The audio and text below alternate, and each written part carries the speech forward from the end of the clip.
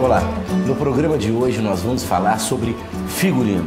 Figurino é um dos pontos mais importantes, tanto no teatro, quanto no cinema, quanto na televisão.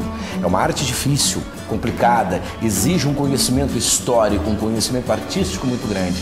E eu vou conversar com um dos caras que mais tem se destacado nas artes cênicas nos últimos anos como figurinista, premiadíssimo, Antônio Rabadan.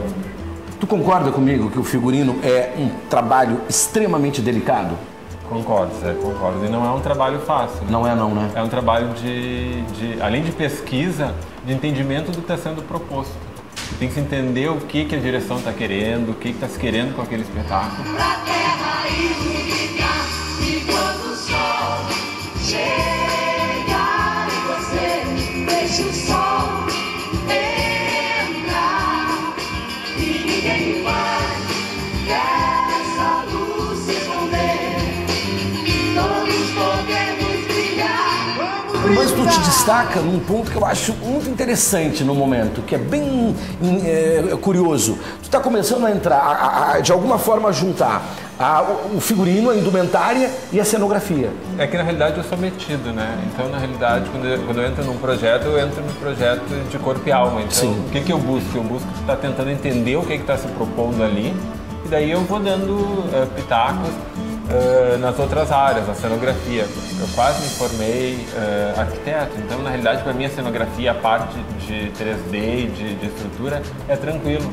O que eu não tinha formação e depois fui atrás foi figurino. Figurino eu comecei... Tu estudou moda?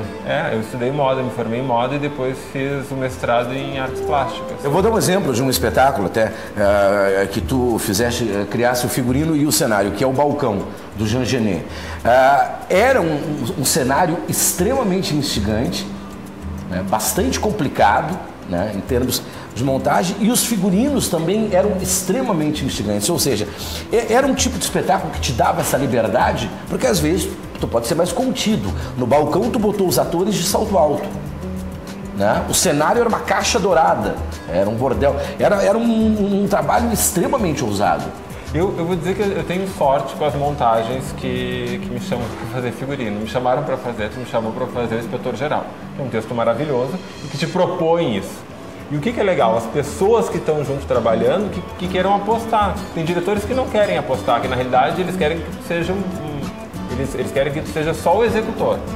No Balcão eu tive essa sorte. É interessante, também é excitante criar figurinos realistas, por exemplo. Tu gosta do realismo ou tu gosta mais do lúdico? Porque a princípio o realismo exige menos criatividade, tu trabalha mais, né, o habillé, o que é mais, né, banal. Mas é difícil compor também, né? É difícil porque assim, além de ser difícil de compor, que a pessoa pode comparar com o que está acontecendo na loja, tu tem que dar uma vivência para esse figurino. E as técnicas para dar vivência no figurino são ainda precárias, né? Então o que acaba acontecendo quando são peças naturalistas é que a gente vê muito brechó entrando em cena. E que às vezes a gente cai só no vintage e não traz para o que está acontecendo no dia a dia. Interessante isso. Bacana.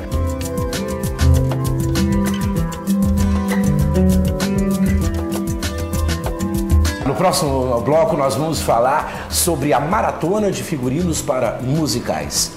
Voltamos já.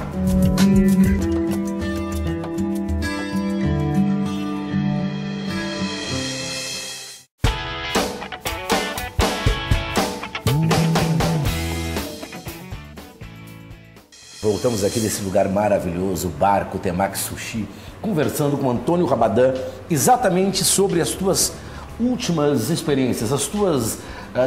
eu acho que as primeiras experiências com musical, não? Ou tu já tinha feito? Não, são as primeiras experiências com São musical. As primeiras. O Apanhador tinha mais de 200 peças. Sim. De figurino, entre 13 atores com trocas rapidíssimas. Godspell também tinha. E na realidade assim, eu ganhei um presente, porque eu amo musicais, né? Eu adoro. Tem gente que não gosta do gênero, é um gênero que eu gosto e que eu me identifico muito e que eu acho complicado de fazer ele funcionar. Por quê? Porque assim, é dança, canto e o figurino tem que entrar para complementar e não para atrapalhar. O ator tem que dançar com aquilo. Tem que dançar com aquilo e tem que trocar rápido.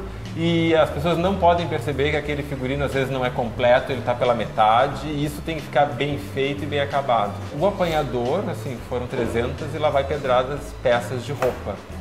E foi uma engenharia que eu tive o auxílio não só dos diretores, mas também dos atores.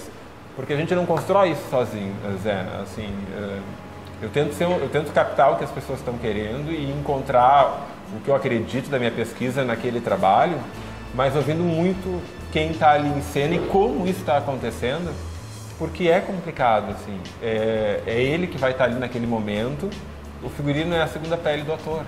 Então, na realidade, quando ele está em cena, eu estou dando a segunda pele, eu estou apresentando ele para as pessoas. Então, assim, no musical isso é complicado, ainda mais quando eu tenho várias trocas de roupa, eu trabalho muito mais com signos. Claro. Para poder dar vazão a isso e que as pessoas consigam identificar esses personagens. Eu conheci, há muitos anos atrás, um grande figurinista que chamava Fernando Zimpec. E uma vez ele fez os figurinos para uma peça Arlequim Servidor de 2 anos. E eu olhei em cena e tinha um vestido de veludo vermelho que era de uma beleza, mas era um vermelho, tu sabe, às vezes, da paleta de cor, uma cor rara de encontrar. E eu fiquei maravilhado com aquilo. Quando eu fui cumprimentar, e eu disse, pô, que veludo, de onde é que esse cara conseguiu?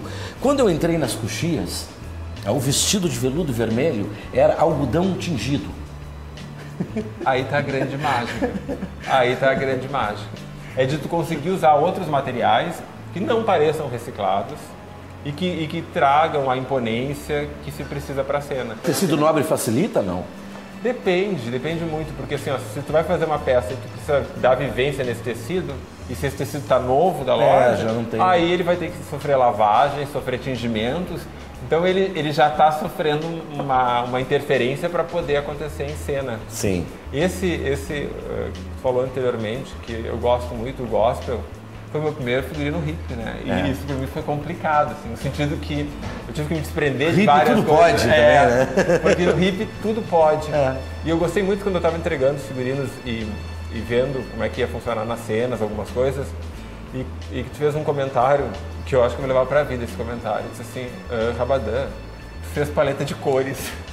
Eu não consigo. Isso é uma coisa que eu sempre trago. E isso é da moda, dos resquícios da moda. Que é muito legal. Que é conseguir essa unidade mesmo na diversidade pela paleta de cores. Isso, é maravilhoso. Quais são os teus projetos para esse ano novo? Esse ano está iniciando, eu vou retornar à sala de aula, me convidaram para dar aula na graduação da SPM. Que maravilha. Com produção e figurino. Estou estreando um trabalho muito legal na Casa de Teatro, que é Medida Provisória, e que é um desprendimento também, porque eu adoro figurinos grandes, coisas volumosas, e eu estou aprendendo a trabalhar com o mínimo e entender esse mínimo em cena. Então isso é muito bom. E é muito bom que eu espero que venham muitos projetos que possa ter essa investigação, que possa ter essa troca. E terá. Tintim, um grande ano para nós. Para nós. Até o próximo programa, aqui pelo canal 27 da NET. Palco, pela Store TV. Até o próximo.